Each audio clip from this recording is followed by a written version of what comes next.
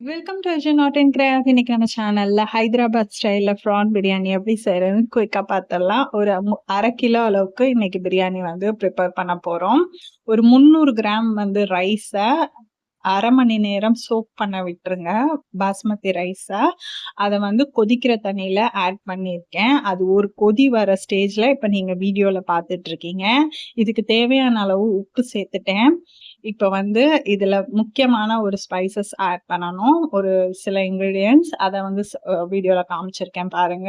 ஒரு லவங்கம், 2 பட்டை துண்டு, ஒரு ஏலக்காவ நச்சு சேர்த்திருக்கேன். ஒரு பிரிஞ்சி இலை சேர்த்துக்கோங்க.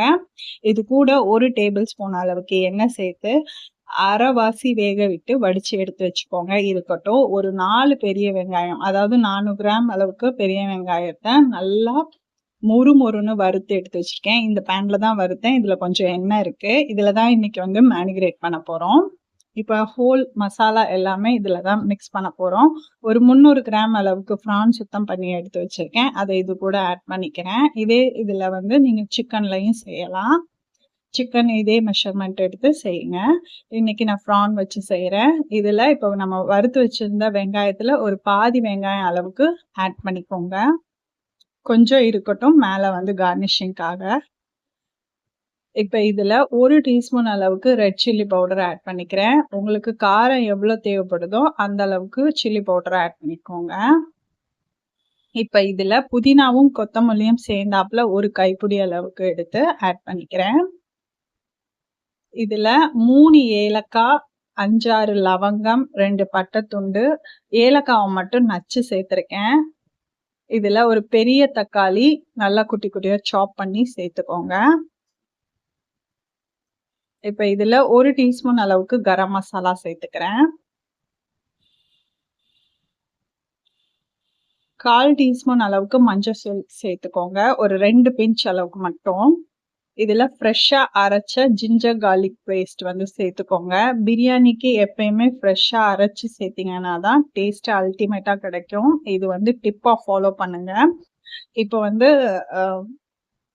2 டீஸ்பூன் அளவுக்கு ஜிஞ்சர் கார்லிக் பேஸ்ட் சேர்த்திருக்கேன். ஒரு லெமன் வந்து ஃபுல் லெமன் வந்து பிழிஞ்சு விட்டுக்கிறேன். இப்ப இதுல ஒரு கப் ஆஃப் தயிர், அதாவது ஒரு சின்ன கிண்ணத்துல 150 கிராம் தயிர் வந்து சேர்த்துக்கிறேன். அந்த அளவுக்கு தான் எடுத்திருக்கேன். சேர்த்துட்டு நல்லா பிசைஞ்சு ஒரு 1/2 an hour சோக் பண்ண விட்டுருங்க. ப்ரானுக்கு மட்டும் தேவையான அளவு உப்பு சேர்த்துக்கிறேன். கல்லுப்பு தான் சேர்த்துக்கிறேன். நல்லா மேரினேட் பண்ணி ஒரு 1/2 an hour மூடி போட்டு நல்லா சோக் பண்ண விட்டுடுங்க.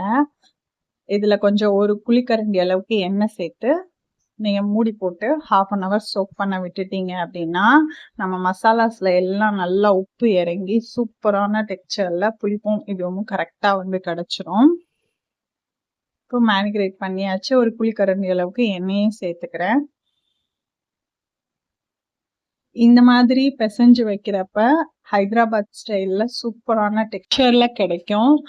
கண்டிப்பா 1/2 an hourல இருந்து 1 hour சோக் பண்ண விட்டீங்க அப்படின்னா இன்னும் டேஸ்ட் அல்டிமேட்டா இருக்கும். இப்ப நம்ம மூடி போட்டு சோக் பண்ண விட்டுடலாம்.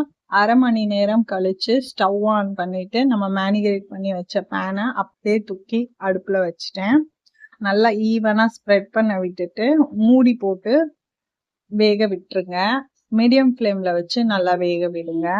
மூடி போட்டு வேக வச்சதுக்கு அப்புறம் ப்ரான்ல இருக்கிற தண்ணி எல்லாம் பிரிஞ்சு வந்திருக்கும். இப்ப நல்லா கிளறி விட்டுட்டு உப்பு கரெக்டா இருக்கான்னு செக் பண்ணிட்டு மறுபடியும் ஒரு 5 minutes வந்து நல்லா ட்ரை ஆகுற அளவுக்கு ப்ரான்ல இருந்து எண்ணெய் எல்லாம் பிரிஞ்சு வர அளவுக்கு குக் பண்ணிக்கோங்க.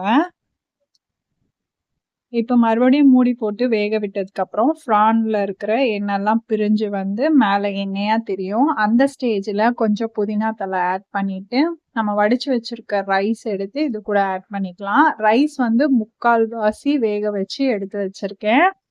அரைவாசி வேக வச்சு நீங்க சேர்த்தாலும் நல்லா குக் ஆயிரும்.